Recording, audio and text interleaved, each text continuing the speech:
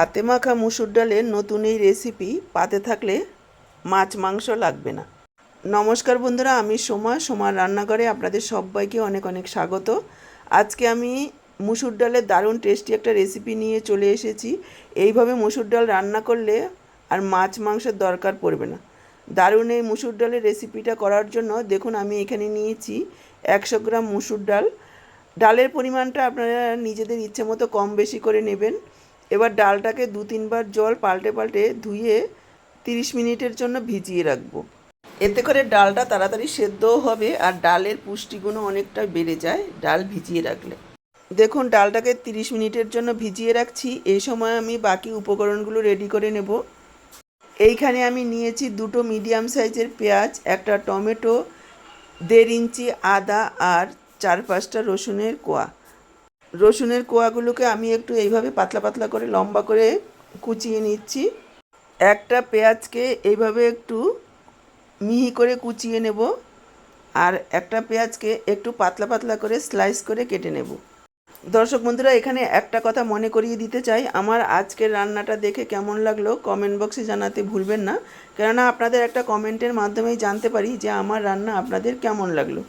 ভালো লাগলে অবশ্যই একটা লাইক করে শেয়ার করে দেবেন আর আমার থেকে এইরকমই নিত্য নতুন রেসিপির আপডেট পেতে চ্যানেলটাকে সাবস্ক্রাইব করে সাথেই থাকবেন।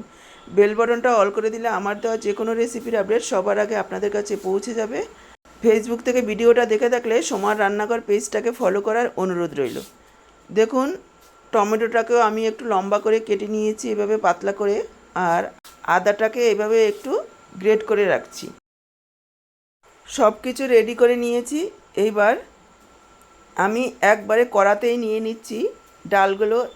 প্রায় 30 মিনিট পর ফিরে এসেছি, জল থেকে ছেঁকে ডালগুলো নিয়ে নিলাম কড়াতে। সাথে লম্বা করে কেটে রাখা পেঁয়াজটা দিয়ে দিলাম। এইভাবে একটু ছাড়িয়ে দিচ্ছি তাহলে সুবিধা হবে। সাথে টমেটোটা দিয়ে দিলাম।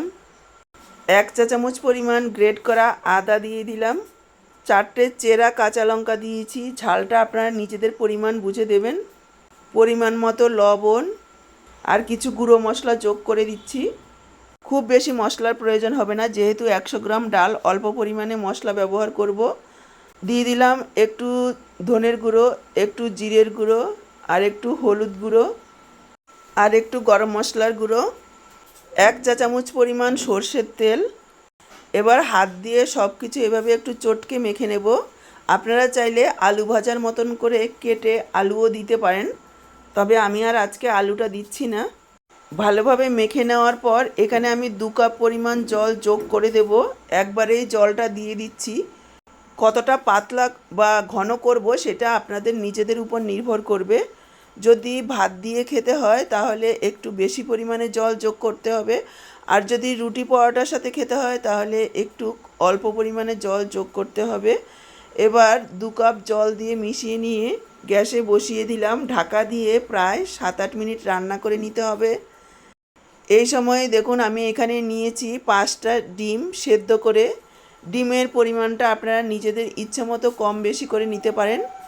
এবার ডিমগুলোকে দেখুন এইভাবে একটু কেটে কুসুমগুলোকে বের করে নিচ্ছি আর সাদা অংশটাকে এইভাবে কেটে নিচ্ছি।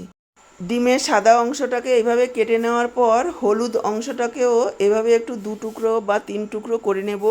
আপনারা চাইলে গোটাও রাখতে পারেন। এদিকে দেখুন প্রায় 7-8 মিনিট রান্না করা হয়ে গেছে। ডালটা প্রায় 90% সেদ্ধ হয়ে গেছে, আরও একটু সেদ্ধ হবে। দেখুন একেবারে গলিয়ে ফেললে ভালো লাগবে না, একটু গোটা গোটা থাকবে ডালগুলো, অথচ সেদ্ধ হবে। সেইভাবে রান্নাটা করলে বেশি ভালো লাগবে খেতে। ডালটা সেদ্ধ হতে থাকুক। সাইডেই দেখুন আমি একটা ফ্রাইং প্যান বসিয়ে দিয়ে দিলাম 1 চা চামচ সর্ষের তেল, আর তার মধ্যে দিয়ে দিয়েছি পরিমাণ মতো একটু লবণ আর দিয়েছি একটু সামান্য হলুদ গুঁড়ো। এবার ডিমের সাদা অংশটা দিয়ে দেব আর ভেজে নেব। গ্যাসের ফ্লেমটাকে মিডিয়ামে রেখে এভাবে নাড়াচাড়া করে প্রায় 2-3 মিনিট সময় নিয়ে একটু ভেজে নেব, এতে করে খেতে ভালো লাগবে। দেখুন ডিমের সাদা অংশটাকে ভেজে নিয়েছি, এবার তুলে নিচ্ছি। ডিমের সাদা অংশটা তুলে নিয়ে দিয়ে দিলাম আরও 2 টেবিল চামচ পরিমাণ সর্ষের তেল। তেলের পরিমাণটা আপনারা নিজেদের ইচ্ছে অনুযায়ী কম বেশি করে নেবেন। দিয়ে দিলাম একটা শুকনো লঙ্কা আর 1/2 চা চামচ গোটা জিরে। সাথেই দিয়ে দিলাম কুচনো রসুন। এবার লো ফ্লেমে 30 থেকে 40 সেকেন্ড মতো সময় নিয়ে একটু ভেজে নেব। যখন রসুনের ভাজা গন্ধটা বেরোবে আর রসুনটা একটু হালকা লালচে হয়ে যাবে, তখন এখানে আমি যোগ করে দিচ্ছি কুচনো পেঁয়াজ।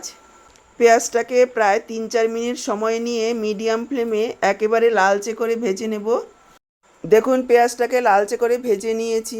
এবার আমি যোগ করে দিচ্ছি একটু হলুদ গুঁড়ো আর হাফ চা চামচ কাশ্মীরি লাল লঙ্কার গুঁড়ো। এটা ঝাল হবে না, কালারটা সুন্দর হবে তার জন্য আমি দিয়েছি, আপনারা চাইলে নাও দিতে পারেন।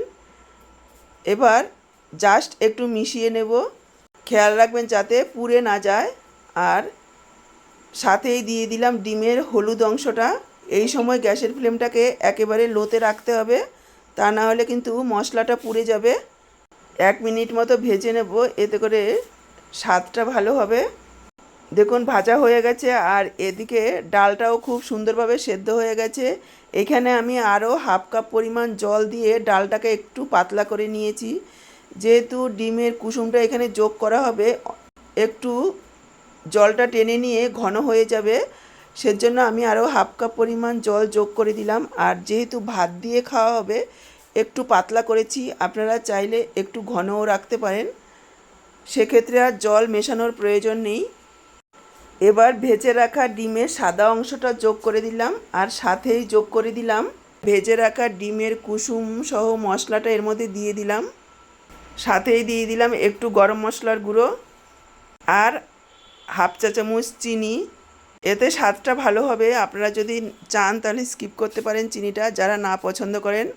আরও একবার সব কিছু মিশিয়ে নিলাম। একেবারে অল্প সময়ে অল্প উপকরণে ঝটপট তৈরি হয়ে গেল মুসুর ডাল আর ডিমের এই রেসিপিটা। খেতে অসাধারণ হয়, একবার হলেও এইভাবে রান্না করে খেয়ে দেখুন, আশা করি আপনাদেরও ভালো লাগবে।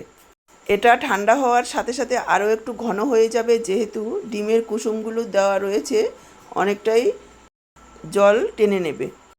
এটা আরও একটু ঘন করে আপনারা রাতের ডিনারে ঝটপট রুটির সাথেও তৈরি করতে পারেন, খেতে ভীষণই ভালো হবে।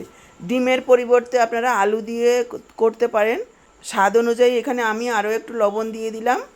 মিশিয়ে নিয়ে গ্যাসটাকে অফ করে দেব।